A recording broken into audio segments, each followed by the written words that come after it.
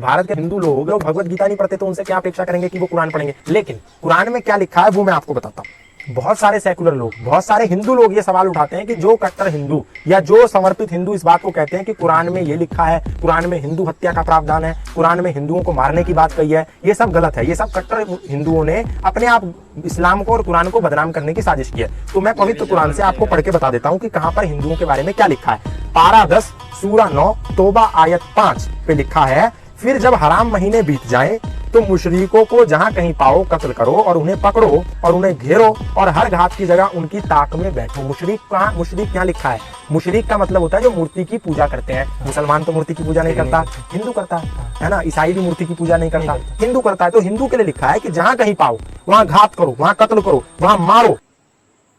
तुम लोग जो बोलते हो कि हम लोग सही बोल रहे हैं, मुशरिकों को काटने बोला गया, अभी तक भारत में कौन सा मुसलमान मुशरिक को काटा? ऐसे हुआ है? क्योंकि मुसलमान सच में कुरान को पढ़ा है, उसको उतना तो इल्म है। सूरह तौबा का 5 नंबर आयत तो तुम लेके आ रहे हो ना। हर हिंदू भाई, हर गैर मुसलमान सूरह तौबा का 4 नंबर आयत को पढ़ लेना, तब उसका पूरा ध्यान सही आ जाएगा, उसका जो अंधभक्ति है वो उस तरह सही आ जाएगा। सूरह तौबा का 6 नंबर आयत को पढ़ लेगा तो उसका पूरा डाउट क्लियर हो जाएगा।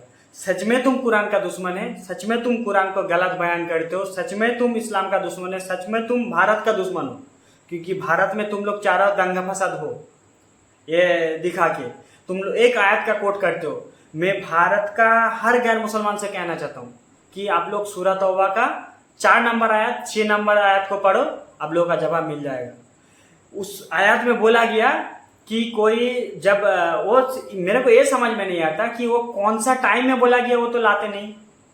वो जंग के दौरान में बोला गया। कोई भी देश का जनरल, कोई अगर एक देश के साथ दूसरा देश का जंग हो जाए तो वो क्या बोलेगा?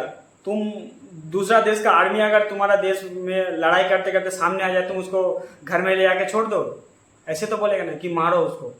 तो ये जो आयत है जंग के दौरान का है कि जब अरब का मुशरिक के साथ और मुसलमानों के साथ जो जंग हो रहा था, जंग के दौरान का ये आयत है। फिर भी वो बोला गया 6 नंबर आयत में कि जो अमन चाहे, शांति चाहे, उसको सिर्फ छोड़ मत दो, उसको ऐसे सेफ जगह ले जाके छोड़ो, कोई उसका कुछ भी ना कर पाए, कोई उसका कुछ गलत ना कर पाए। तो तुम लोग इस्लाम का तो दुश्मन हो ही हो, तुम भारत का भी दुश्मन हो। क्योंकि तुम भारत में ये सब दिखा के तुम भारत का, हमारा गैर मुसलमान भाइयों के दिल में ये घुसाना चाहते हो कि कुरान जो है हर मुशरिक का दुश्मन है।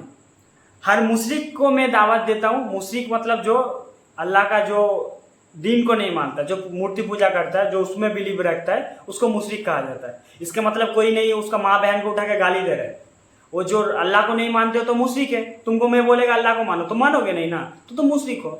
अगर तुम्हारा हिसाब से तुम लोग कुछ बोलते हो, तुम्हारा जो धर्म का हिसाब से, लेकिन कुरान में बोला गया मुशरिक जो रब को ना माने, जो मूर्ति पूजा करे, उसको ये बोला जाता है। उसका मतलब ये नहीं, अगर यही होता तो जब फतेह मक्का हुआ, मक्का जो जब अल्लाह का रसूल ने फतेह किया मक्का को, तब कोई भी मुशरिक को काटा?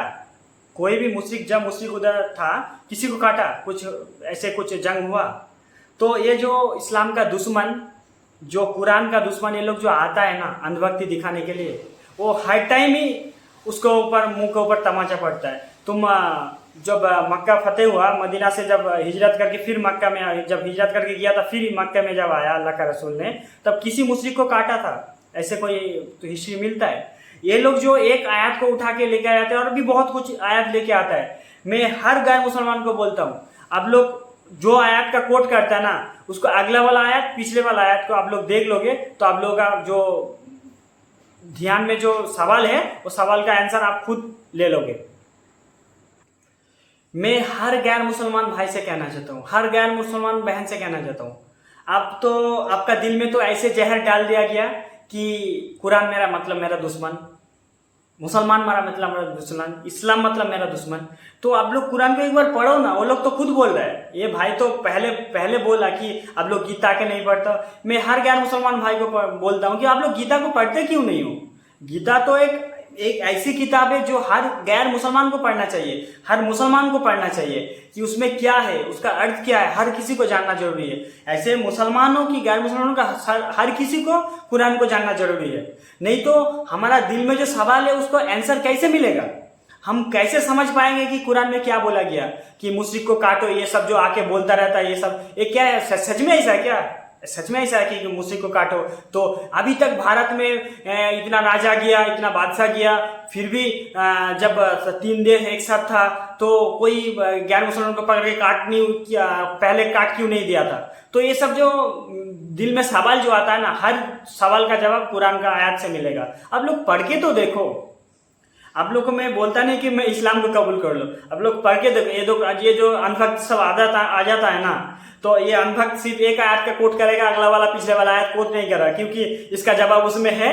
ये लोग तो मूर्ख है, सबूत ये लोग खुद दे देता है। तो मैं हर भारत का और जो बाहर कंट्री में भी जो लोग हिंदी भाषी है सबको कहता हूं कि आप लोग कुरान को पढ़ के देखो कि आप लोग को मारो काटो ये सब जो बोला जाता है सच में है क्या नहीं है। तो ये अनभक्ति दिखाता है। तो एक भाई का मेरे को दुश्मन भी समझो अलग बात है, लेकिन पढ़ के तो देखो एक बार कुरान, और जो आयत बोलता है ना उस आयत को भी पढ़ो, उसका अगला वाला पिछले वाला आयत को पढ़ो, तो तुम्हारा जवाब तुमको मिल जाएगा इंशाल्लाह। तुम पढ़ के तो देखो। और हर भाई जो इस बात से सहमत है उसको बोलेंगे जैसे शेयर करो।